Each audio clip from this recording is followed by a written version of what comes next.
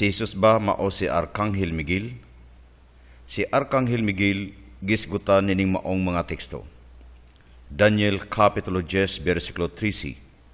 Sulod sa 21 kaadlaw, gibabagan ako sa anghel nga prinsipi sa gingharian sa Persia. Mayo gani kay mitabang kanako si Miguel nga usa sa madako-dako sa mga anghel. Karon natua siya didto, gibiyaan ako uban sa anghel sa prinsipi sa Persia. Daniel Kapitulo 10, versikulo 21. Apan suginlan ko ikaw sa nisulat sa basahon sa kamatuoran. Wala ako'y lain nga katabang sa pagpakig-away kanila kung dili si Miguel ang inyong anghel nga magbalantay. Daniel Kapitulo 12, versikulo 1. Ang anghel mipadayon pag-ingon.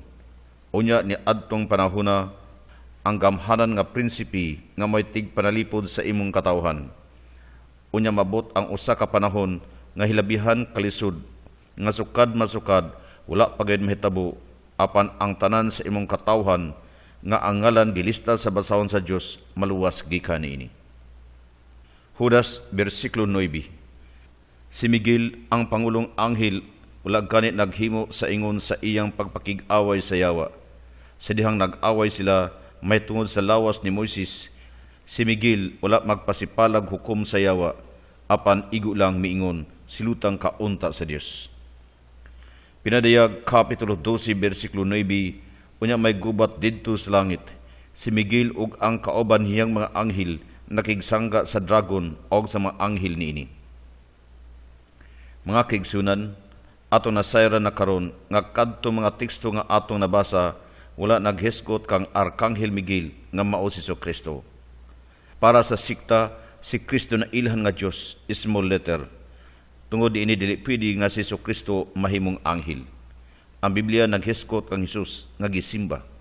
Buhat Kapitulo 7, versikulo 59 hangtod sa 60. Samtang gibato nila si Esteban, nagampo siya. Ginoong Hesus, dawata ang akong espiritu. Unya miluhod siya og mituwaw. Ginoo, ayaw sila pakasad-a sa ilang gibuhat. Tapos na isulti kini namatay siya. Lahi nga teksto, Pinadayag Kapitulo 22, versikulo 20. Siya nga maoy nagmatuod nining tanan, nag-ingon, mubalik yad ako sa dili madugay. Hinaot paunta. Dali na Ginoong Hesus, mag-uban sa tanan ang grasya sa Ginoong Hesus. Unsa may atong ikasulti ni adtong mga teksto nga atong gibasa. Si Kristo mao ang sentro sa pag-ampo. Dili siya pwede nga mahimong anghel kay usa ka pagpasipala ang pagsimba og anghel. Busa si Kristo dili pwede nga mahimong Arkanghel Miguel. Ang Dios nagpaklaro nga si Jesus dili anghel ug gani siya kinahanglan nga simbahon sa mga anghel. Hebreo Kapitulo 1, versikulo 5 hangtod 6. Kay wala gyud anghel nga giingnan sa Dios, ikaw mao ang akong anak. Karong adlaw amahan mo na ako. Ug wala mingon ang Dios, ako mahimo niyang amahan og sa mahimong akong anak. Sa dihang gipadala sa Dios ang iyang panganay anak nganhis sa kalibutan, mingon siya kinahanglan nga simbahon siya sa tanang mga anghel sa Dios. Ang Biblia nagpadayag nga si Kristo gisimba nining mosunod nga mga teksto. Mateo Kapitulo 2, versikulo 11. Unya misulod sila sa balay ug nakita nila ang bata uban sa iyang inahan nga si Maria. Nangluhod sila ug misimba sa bata. Unya giablihan nila ang ilang mga gasa og mihalad sila kaniyag bulawan, insenso ug mira. Mateo Kapitulo 14, versikulo 33. Ang mga tinun-an nga didto sa sakayan misimba kang Hesus og mingon, ikaw gayud ang anak sa Dios. Lahi nga teksto, Mateo Kapitulo 28, versikulo 9. Unya saklit misugat si Jesus kanila og mingon, ang kalinaw mag-uban kaninyo. Biduol sila kaniya og mihikap sa iyang mga tiil og misimba kaniya. Ato nadunggan nga gisimba si Jesus. Hebreo Kapitulo 1, versikulo 6. Sa dihang gipadala sa Dios ang iyang panganay nga anak nganhis sa kalibutan, miingon siya kinahanglan nga simbahon siya sa tanang mga anghel sa Dios. So ang mga anghel kinahanglan mosimba kang Jesus. Pinadayag Kapitulo 5, versikulo 8. Sa dihang gihimo niya kini ang 4 ka buhing binuhat ug ang 24 ka pangulo nang hapa sa tubangan sa nating karnero. Ang matag usa kanila medalang alpa o mga bulawang panaksan nga puno sa insenso nga mao ang pag-ampo sa katawhan sa Dios. Nga kaigsunan, ang sikta na sayod nga ang mga anghel dili pagasimbahon. Og busa ilang giusab ang bersikulo sa Biblia may tungod sa pagsimba nga gihatag kang Hesukristo. Ilang giusab ang pulong basta aron dili maghatag og kahulugan nga si Jesus gisimba. Ang pulong nga simba ilang gipulihan og laing pulong nga obeisance, nga lahi na ang kahulugan nga si Kristo dili na simbahon kundi pasidunggan. Ang pagpuli sa pulong nga simba ngadto sa obeisance nagtraidor sa kahulugan.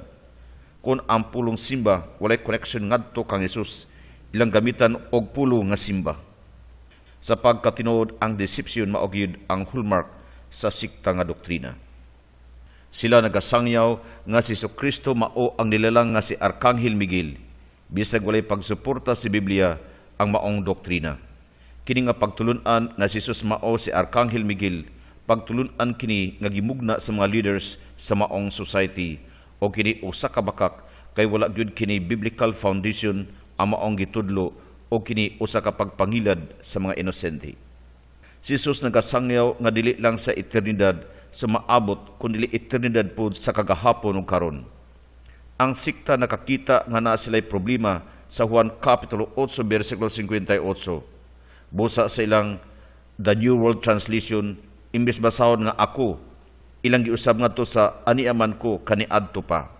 Kung ang translation dili mosibo silang doktrina, ang leadership sa maong sikta musab sa pinulungan sa Biblia og musangyaw nga kini usa ka translation bisan og dili. Mo insert sila og mga pulong nga mo insinuate og kahulugan nga ang original nga lingwahe wala mo suporta sa ilang preconceived teachings. Sa pagbuhat sa ingon, naghimo na pud og laing deception. Musangyaw dayon nga ang ilang translation mao ang tinuod sa original nga lingwahe o kini usa ka bakak. Tungod kay kini usa ka sayop nga translation. Ilang giusab ang kahulugan sa eskriptura dili lamang para sa ilang kaugalingon o sa ilang personal nga pagtuo para sa paglinla sa ban. Ang paglinla gituyo pagmugna para sa ilang kaugalingon.